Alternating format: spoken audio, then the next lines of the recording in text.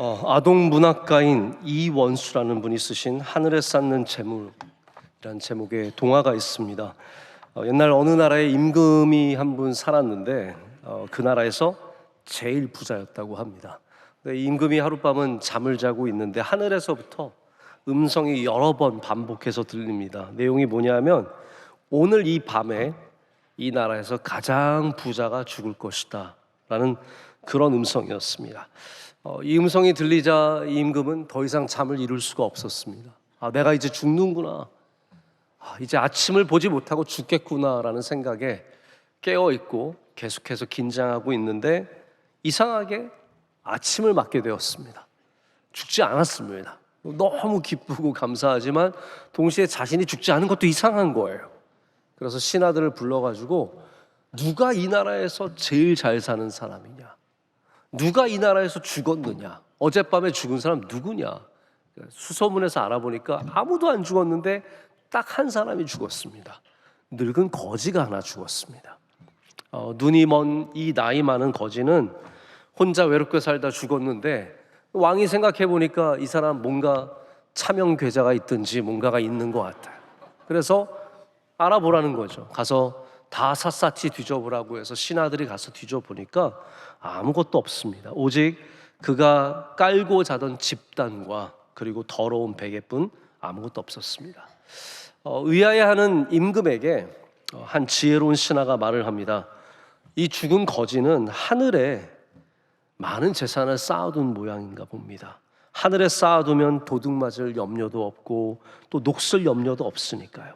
하늘에 쌓은 보물이야말로 이 세상의 어떤 보물보다 더 훌륭한 보물입니다 라고 지혜롭게 얘기를 합니다. 이 임금이 이 이야기를 듣고 나서 크게 감동이 되어서 삶의 변화를 일으킵니다. 그래서 그 후로부터는 가난한 사람들이 있으면 베풀어주고 어려운 백성들이 있었으면 살려주는 그런 일을 하게 되었습니다. 이제 세월이 흘러서 임금도 죽게 되었는데 그가 유언을 남깁니다. 내가 죽거든 나를 저 늙은 거지 옆에 묻어달라라고 말했다고 합니다. 이 임금이 하늘의 마음을 두는 순간부터 땅의 삶이 닮아지는 것을 우리는 이 동화에서 보게 됩니다. 여러분 그렇습니다. 어디에 우리의 마음이 있느냐에 따라서 우리의 삶이 달라집니다. 예수님께서는 이 땅만 바라보고 사는 우리들에게 하늘을 바라보는 시선을 가르쳐 주셨습니다. 이 땅에 쌓는 것만 중요하게 생각하는 우리에게 저 하늘에도 쌓을 것을 말씀하고 계십니다. 우리가 큰 것이 되었든 작은 것이 되었든 하늘에 쌓기 시작하는 삶을 살아가야 합니다. 이 땅에 쌓는 것이 얼마나 다 헛되고 헛된 것들인지 모릅니다. 우리 다시 한번 우리 시선을 하늘에 두고 지금부터 기도를 쌓아가시고 예배를 쌓아가시고 선한 일들을 쌓아가시고 하나님과의 깊은 관계를 쌓아갈 수 있는 여러분, 지혜로운 여러분이 되시기를 바랍니다. 저는 오늘로써 이제 올해 시작한 투자에 대한 말씀을 맺으려고 합니다. 사실 우리 기독교인이 재물 없이, 물질 없이 살아갈 수 없는 이 땅에 살아가는 존재이기 때문에 이 물질에 대한 이야기, 우리 투자에 대한 이야기는 우리가 짧게 나누고 끝날 이야기는 아닙니다. 제가 오늘 기독교 신문을 보니까 칼럼이 이 부와 기독교인의 삶에 대한 그런 칼럼이었는데 40회 이상 연장해서 계속해서 이야기를 다루고 있습니다. 이 말인즉슨 우리의 삶이 이 물질에 대해서 신앙이 할 얘기가 얼마나 많은가를 보여줍니다. 저는 이제 보통 시리즈 설교를 하면 4번으로 끝냅니다. 왜냐하면 제가 할 이야기가 없어서가 아니라 여러분이 힘들어할까 봐. 다음 주에도 또 위대한 투자의 말씀을 드리면 여러분이 좀 힘들어하실까 봐 4번으로 끊는데, 그래서 오늘 3개의 법칙을 말씀을 드리지만 사실 가치로 봤을 때는 이 법칙 하나하나가 설교 한 편에 해당하는 가치입니다.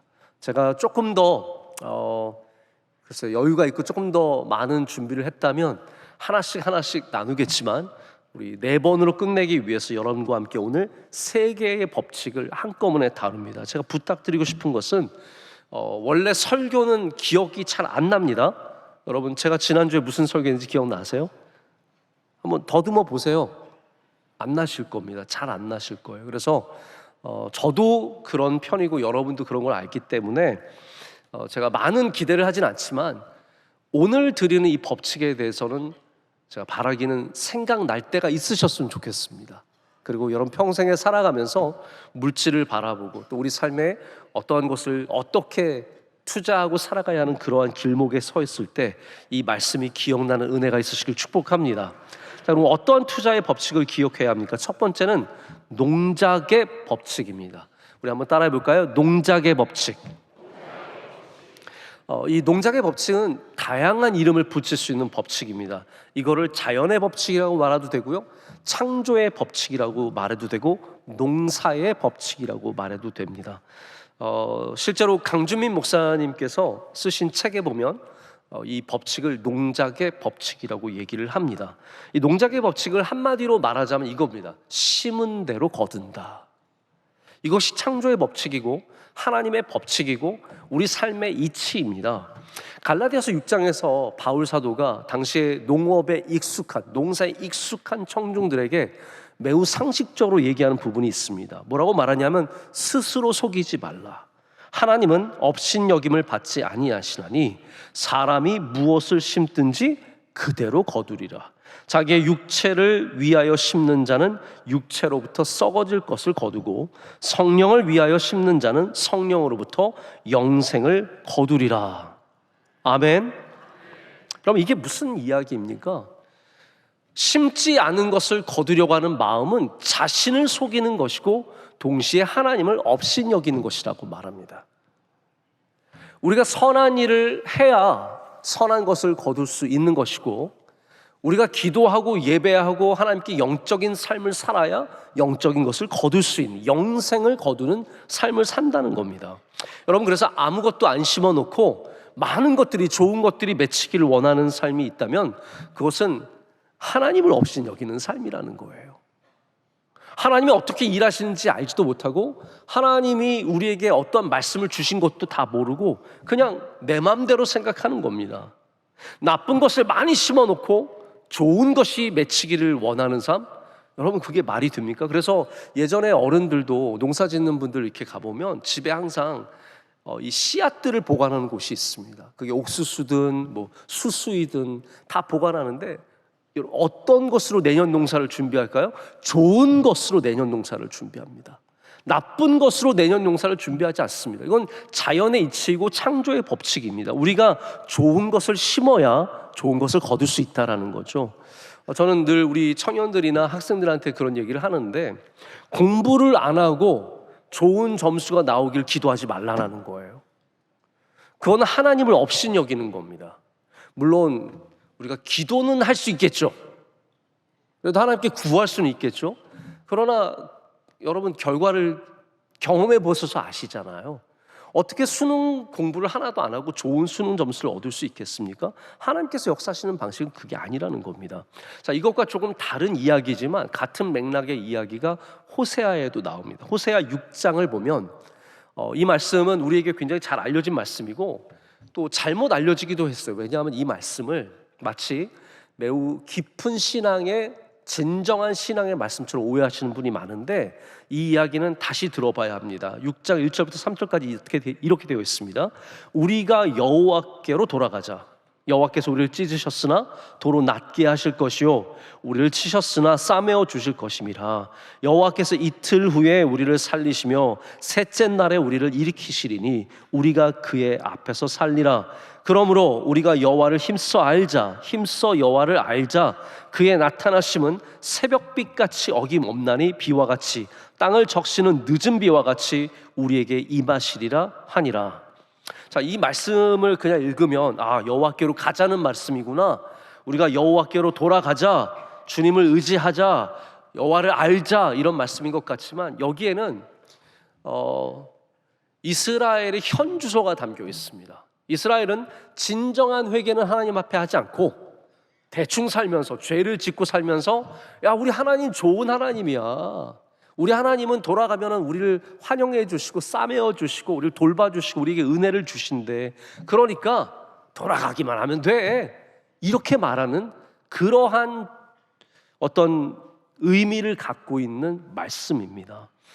우리 하나님 좋으신 분 맞습니다. 그러나 우리가 마음대로 살면서 막 살면서 나쁜 것을 뿌리면서 그냥 우리 하나님은 좋으신 하나님이니까 다 잘되게 하실 거야 라는 것은, 자동적인 축복과 자동적인 용서를 기대하는 것은 잘못된 태도, 하나님을 업신여기는 자세라는 말입니다. 우리 안에 이런 모습이 분명히 있습니다. 하나님의 무조건적인 사랑을 우리는 믿죠. 하나님의 헤셋, 하나님의 은혜를 믿습니다. 그러나 내가 아무것도 안 해도 하나님이 다 주실 거야, 내가 나쁘게 살아도 잘 되게 해주실 거라는 것은 믿음이 아니라 하나님을 업신여기는 자세입니다. 여러분, 심은 것을 거두게 되어 있습니다. 이것은 자연의 법칙이 아니라 하나님의 법칙입니다. 이것이 그렇기 때문에 투자의 제1법칙이에요. 여러분, 좋은 것을 얻으려면 좋은 것을 심을 수 있는 자세가 필요합니다. 좋은 생각을 심으십시오. 좋은 생각을 많이 하십시오. 좋은 말을 심으십시오. 선한 일을 심으시고, 믿음을 심으시고, 기도를 심으시고, 예배를 심으시고, 하나님이 기뻐하시는 일들을 우리는 끊임없이 심어가야 합니다. 제가 몇 년 전에 은혜에 대한 말씀을 나누면서 은혜가 얼마나 귀한 것인지, 또 동시에 우리가 갖게 되는 비은혜, disgrace, ungrace가 얼마나 또한 우리에게 위험한 것으로 다시 돌아오는지에 대한 말씀을 나눈 적이 있습니다.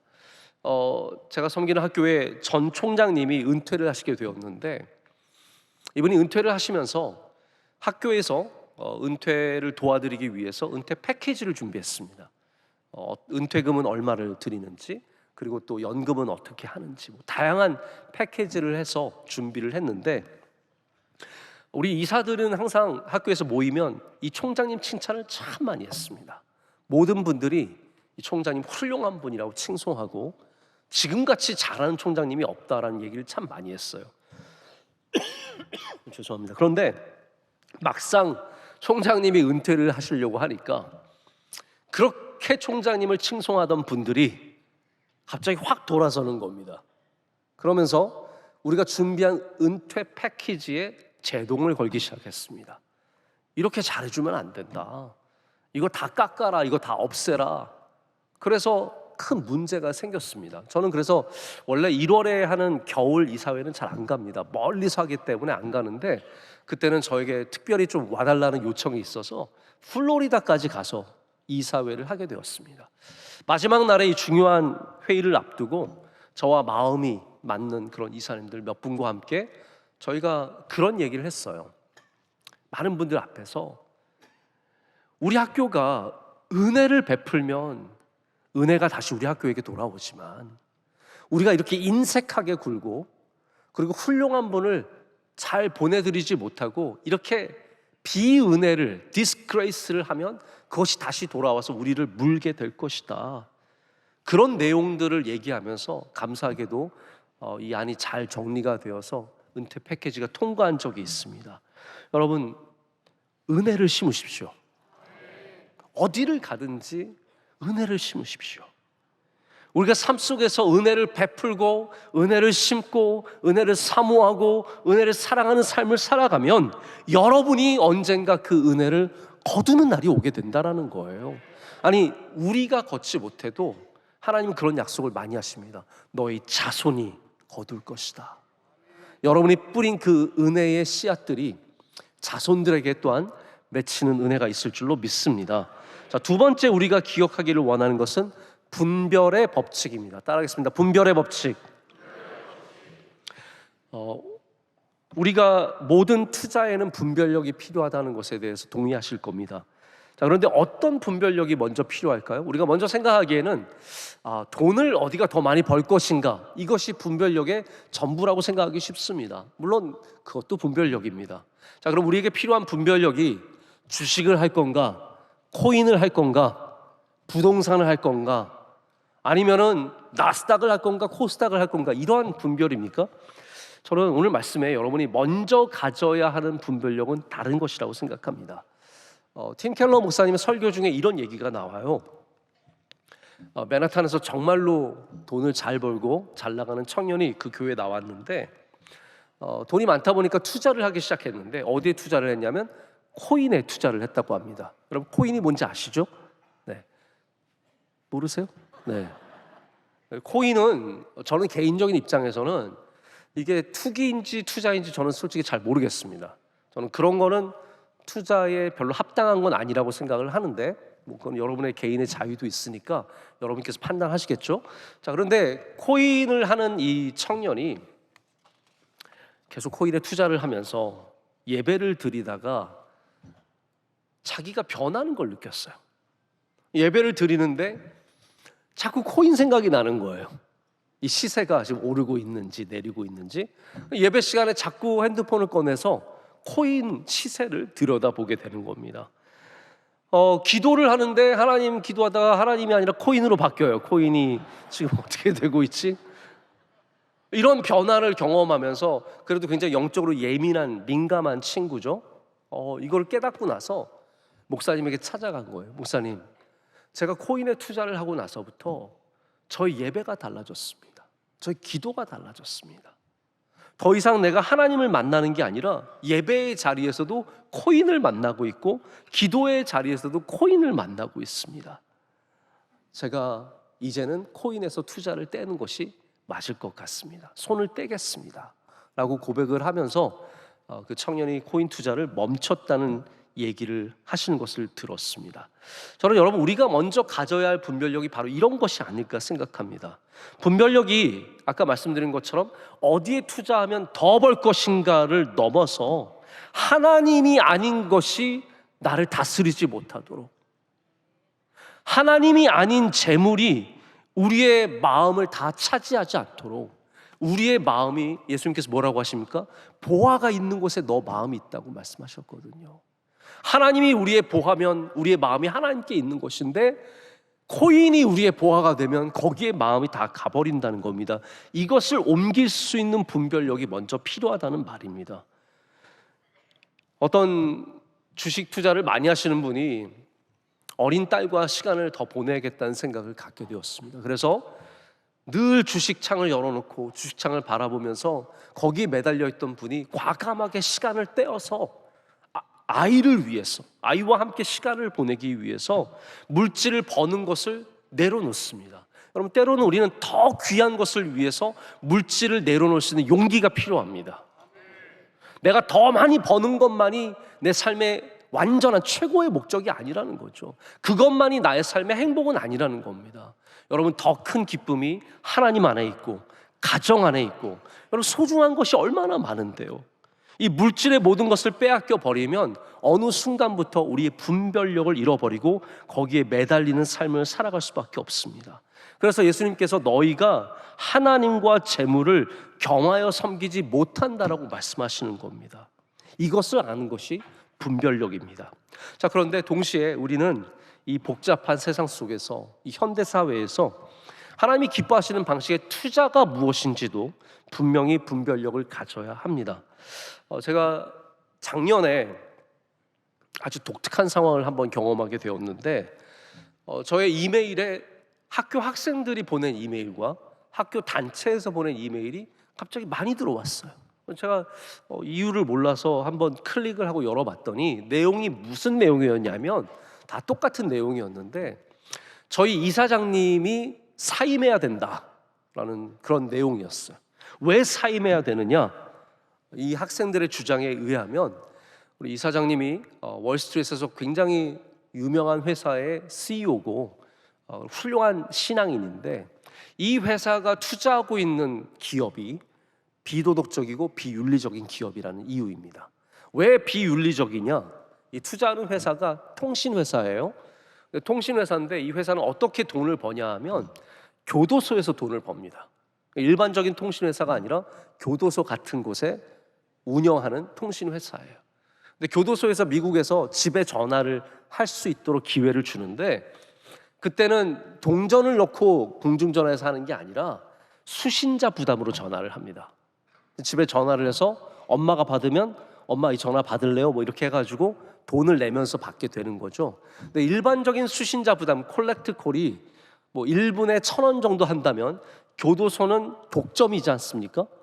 특별한 상황이다 보니까 이분들이 어마어마한 돈을 차지를 하는 겁니다. 1분에 5,000원, 7,000원, 많은 돈을 내야 통화를 할 수 있는 거예요. 그런데 교도소에 있는 아들 한번 그 목소리 듣고 싶으니까 그 돈을 감수하면서 이분들이 내는 겁니다. 자, 그런 상황에서 이 통신회사가 돈을 많이 벌었는데 우리 이사장님이 바로 이 통신회사의 어떤 지분을 갖고 있고 투자하고 있다는 그런 투서였어요. 그래서 옳지 않다, 내려와야 된다. 그런데 감사하게도 저희 학교가 조사를 했는데 전혀 그것과 상관없는 기업이었고, 그래서 다행히 이사장직을 끝까지 잘 마치셨어요. 저는 이 이메일을 통해서 제가 모르던 생각을 해보게 되었습니다. 뭐 저는 특별히 투자를 하고 있지는 않지만 만약에 우리가 투자를 한다면 바로 이러한 자세가 필요하겠다. 하나님께서 기뻐하시는 것에는 투자할 수 있어야 하지만 이렇게 비도덕적이고 비윤리적이고 반기독교적인 것에는 우리가 투자해서는 안 된다.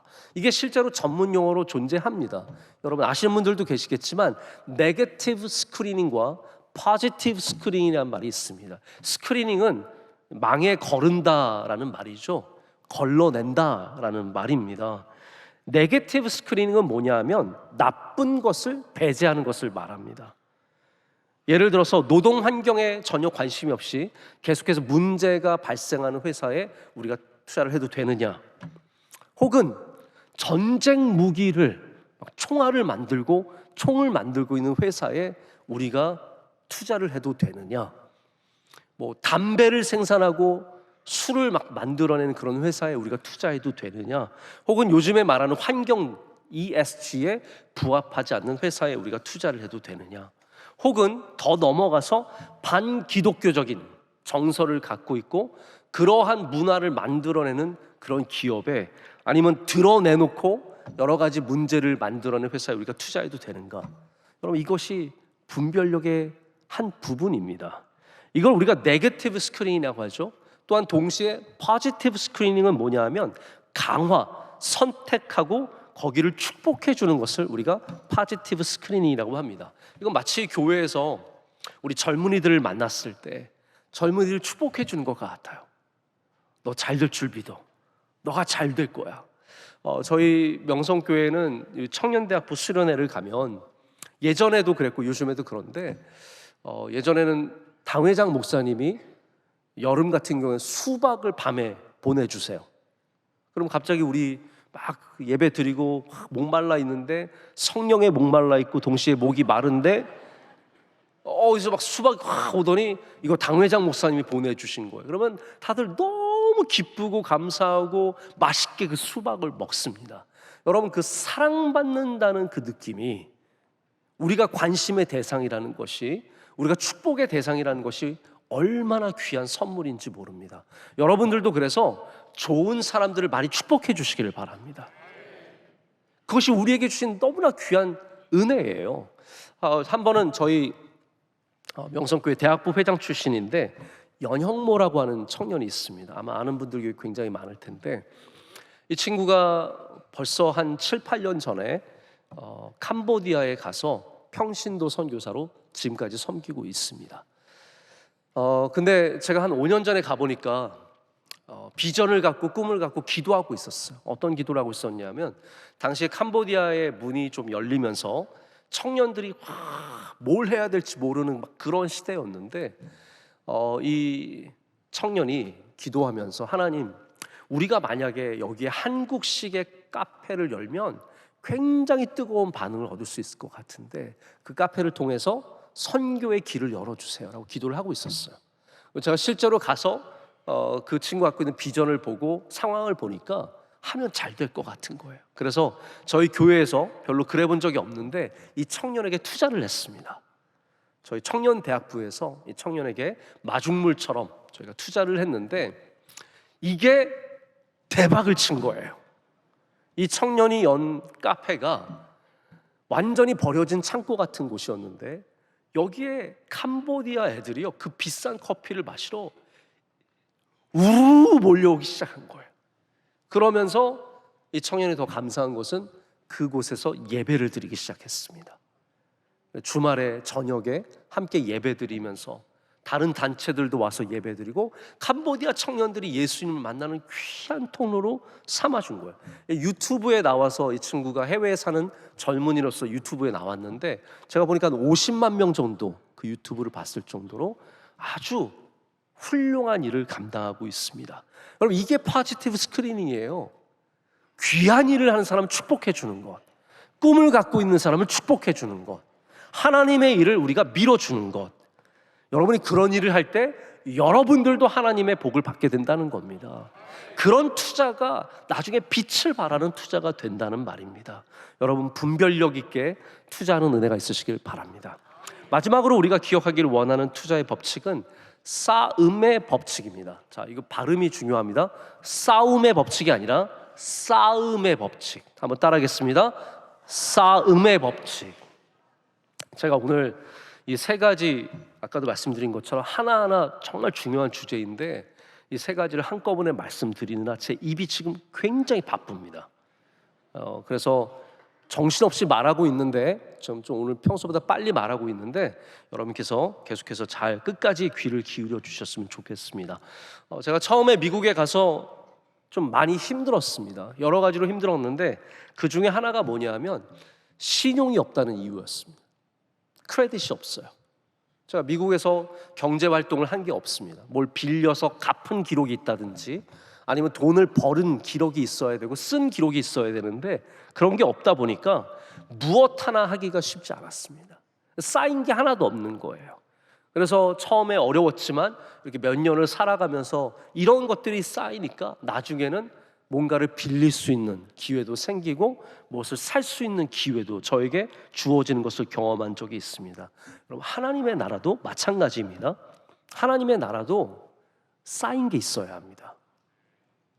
자, 우리가 지금 당장 그렇게 되기를 원치는 않지만 하나님의 부르심을 받아서 하늘나라에 갔을 때 여러분의 삶을 돌아보면 쌓인 게 있을까요? 아니면 쌓인 게 하나도 없을까요?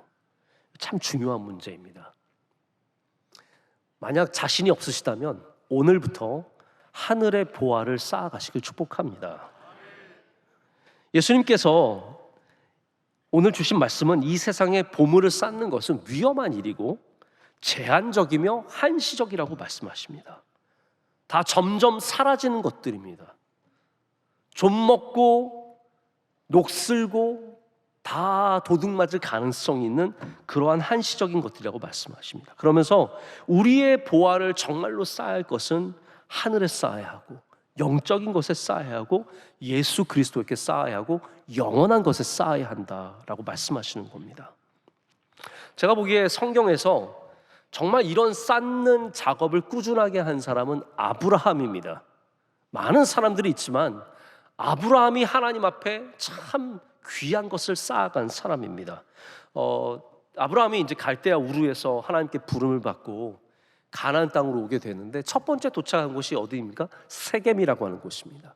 세겜에 도착해서 상수리 나무 아래서 거기서 제단을 쌓습니다. 자, 여기 쌓는다는 같은 표현이기 때문에 물론 내용은 좀 다르지만 저는 여기에 공통점이 있다고 생각해요. 아브라함이 제단을 꾸준하게 쌓습니다. 삶이 어려우면 안 쌓고 어려운 일이 생기면 안 쌓고 좋은 일이 생기면 쌓고 그런 게 아니라 아브라함이 계속 이동을 합니다. 헤브론으로 갔다가 더 낮은 부엘세바로 갔다가 계속 이동을 하는데 아브라함은 어디를 가든지 제단을 쌓고 하나님께 예배드리고 여호와의 이름을 처음 부르게 되고 다양한 일들이 이 가운데 나타나게 됩니다. 여러분, 아브라함이 쌓은 이 제단들이 하나도 헛되지 않았습니다. 그가 삶에서 꾸준히 쌓아갔던 것들이 결국 그에게 복이 되는 것이고 그가 복받는 은혜의 바로 귀한 통로가 되는 것을 저희가 보게 됩니다. 실제로 있었던 이야기인데요. 한 빵집 주인이 이제 빵을 만들면서 마음에 감동이 생겨서 어려운 아이들에게 빵을 나눠주고 싶었어요. 그래서 아침마다 빵을 만든 다음에 저녁에 막 다 쓴 빵을 주는 게 아니 남은 빵을 주는 게 아니라 아침에 갓 나온 빵을 우리 어려운 아이들에게 보내주기 시작했습니다. 그런데 여러분들 이렇게 생각하기 쉬워요. 빵집 주인이 빵 보내주는 게 뭐 이상해요? 그거 당연한 거 아니에요? 그러는데 여러분 금집 주인이면 금 보내줄 수 있으실 것 같으세요? 우리가 가진 것을 나누는 거는 그게 가치가 있든 가치가 별로 없어 보이든 똑같이 힘든 일입니다. 여러분, 가치가 없으면 더 쉽게 줄 수 있을 것 같지만 절대로 그렇지 않습니다. 마음이 있어야 돼요. 마음이. 이 빵집 주인은 마음이 있었어요. 어려운 아이들 다 도와주게 됐는데, 아내가 보니까 이게 이러다가 돈 못 벌 것 같은 거예요. 아무리 봐도. 그래서 여보, 이러다 우리 가게 망해요. 그랬더니 이 남편분이 하시는 말씀이, 여보, 이거 걱정하지 마. 이거 다 하나님 창고에 쌓는 일이야. 하나님 창고에 쌓는 일이야. 이렇게 얘기를 했다고 합니다. 근데 정말 몇 년이 지나고 나서 그 동네에 큰 불이 일어나게 됐는데, 안타깝게도 이 빵집도 불에 탄 거예요. 제가 가만히 보면 선하게 살아가는 분들도 참 어려운 일을 많이 당합니다. 그래서 망연자실하고 어떻게 해야 될지 모르는 상황인데, 그 소식을 듣고 곳곳에서 사람들이 왔습니다. 어렸을 때 빵 먹고 큰 아이들, 그 아이들이 이 소식 저 소식 다 전해 듣고 와가지고 이 상황을 보고 그들이 다 돈을 십시일반으로 모아가지고 이 빵집을 다시 세워줬대요. 여러분, 전 분명히 말씀드려요. 여러분이 한 모든 쌓은 일들은 헛됨이 없습니다. 예배를 쌓으셨습니까? 절대로 헛되지 않습니다. 기도를 쌓으셨습니까? 헛되지 않습니다. 선한 일을 쌓으셨습니까? 헛되지 않습니다. 특별히 여러분에게 작지만 귀한 일들을 쌓아가는 그런 지혜가 있으시기를 축복합니다. 여러분, 큰 거 안 하셔도 돼요. 작은 것으로도 충분합니다. 경제 용어 중에 잘 알려지진 않았지만 long tail이라고 하는 법칙이 있습니다. 긴 꼬리, long tail. 근데 이걸 누가 발견했냐면 크리스 앤더슨이라는 분이 발견했는데, 이분이 아마존이라고 하는 회사, 여러분들 아실 겁니다. 원래는 책을 팔았던 회사입니다. 아마존이라고 하는 회사의 이익 방식을 봤어요. 그래프로 그려보니까 가장 상위에 있는 20%는 높은 그래프 위에 있습니다. 많이 팔리니까요. 베스트셀러들, 1년에 막 30만 권, 100만 권 팔리는 책들, 그런 책들이 20%예요. 그런데 나머지 80%는 어떤 책이냐면 1년에 10권 팔리는 책, 1년에 5권 팔리는 책, 뭐 많이 팔아봤자 1000권 팔리는 책, 이런 게 80%라는 거예요. 근데 이분이 발견한 놀라운 사실은 뭐냐면, 그래서 이 밑에 꼬리가 길어가지고 롱테일이라고 부르는 법칙입니다. 이 80%에서 얻는 이익이 20%에서 얻는 이익보다 크다는 거예요. 저도 이걸 보고 깜짝 놀랐어요. 우리는 뭔가 하나 대박 치면, 그렇죠? 대박이 하나 나오면 잘 살게 되는 줄 아는데 그렇지 않다라는 거예요. 이런 작은 것들이 모여서 큰 이익을 가져다 준다라는 그런 이론을, 원리를 발견하게 됩니다. 저 여러분, 이런 말씀을 드리고 싶어요. 우리 하나님께 쌓는 것도 마찬가지입니다. 하늘에 쌓는 것도 마찬가지입니다. 여러분이 뭔가 대박 큰 거를 해서 하늘에 쌓을 생각을 하지 마시고 작은 것들을 쌓아 가시라는 거예요. 주일날 예배 나오는 거, 이거 쌓는 겁니다. 제가 이거 1, 2, 3부 때는 얘기 안 한 얘기지만, 어렸을 때 우리는 늘 이제 주일 예배 지키는 거, 그렇죠? 이게 중요하다고 들었는데, 제가 어떤 만화를 봤는데 그게 저한테 너무 충격이었어요. 어린 마음에. 왜냐면 어떤 사람이 죽어서 천국에 가는데 사다리를 타고 올라가야 돼요. 두 사람이 올라가는데 한 사람은 사다리를 계속 타고 가는데 나는 중간에 다리가 없어요. 그래서 힘드네 하고 넘어가고, 또 가다 보니까 두 개가 없어서 너무너무 힘들게 올라갔어요. 그래서 나중에 올라가서, 왜 하나님 저는 왜 이렇게 사다리 중간중간에 빼놓으셨어요? 그랬더니 하나님이, 네가 그 주일날 빠진 날은 빠져 있는 거야. 네, 잘 들으세요. 네, 주일날 빠지면 사다리도 빠져요. 그래서 한 달 연속으로 안 나오면 떨어져 죽을 가능성이 굉장히 큰 겁니다. 우리가 예배 드리는 거 절대로 작지 않습니다. 이게 모여서 어마어마하게 큰 보화가 됩니다. 우리가 기도하는 것이 절대로 작지 않습니다. 우리가 베푸는 것들이 절대로 작지 않습니다. 마태복음 25장 예수님의 비유를 보면, 예수님께서 종말에 대한 이야기인데요, 임금이 돌아와서 신하들을 불러놓고 고맙다고 인사를 합니다. 뭐라고 인사합니까? 야, 너희가 나에게 마실 것을 주었고, 너희가 나에게 먹을 것을 주었고, 너희가 나에게 옷을 입혀 주었다. 고맙다. 내가 너희들 때문에 이렇게 왔다. 그렇게 하니까 이 신하들이 이상한 거예요. 아니 임금님 무슨 말씀이세요? 저희가 언제 물을 드렸고 언제 먹을 걸 드렸고 언제 옷을 드렸습니까? 했더니 이 임금이 뭐라고 말씀하십니까? 너희가 여기 내 형제 중에 지극히 작은 자 하나에게 한 것이 곧 내게 한 것이니라. 이게 무슨 말씀이에요?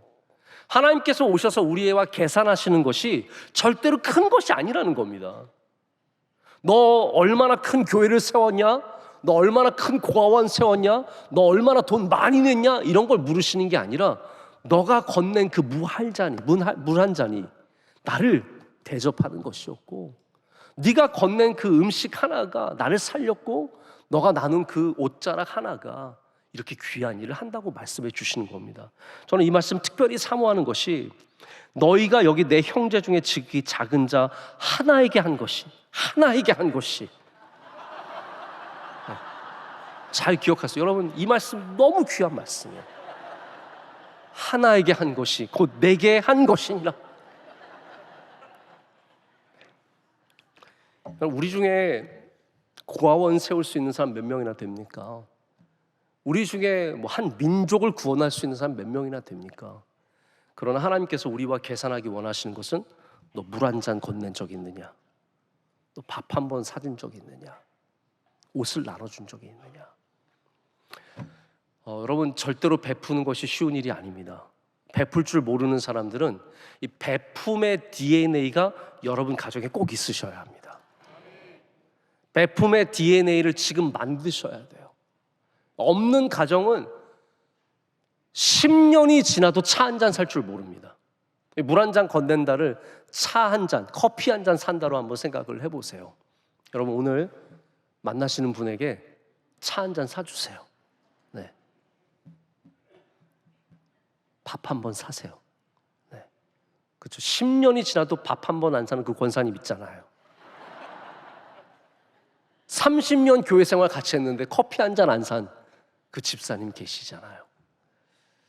여러분 오늘 이 말씀이 우리에게 대단한 것을 쌓으라는 말씀이 절대로 아닙니다.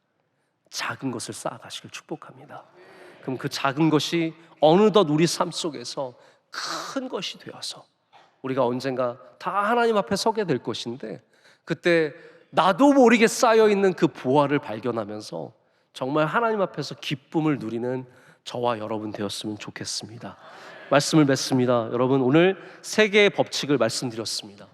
다 기억하시는 일이 결코 쉽진 않으시겠지만 이 말씀을 여러분의 삶에 종종 떠올려 보시고 중요한 자리에서 우리 농작의 법칙, 심은 대로 거두는 것을, 분별의 법칙, 우리가 어떠한 것을 배제하고 어떠한 것을 강화해야 되는지, 그리고 마지막으로 싸움의 법칙을 기억하시면서 하늘에 쌓아가는, 보화를 쌓아가는 여러분 되시기를 축복합니다.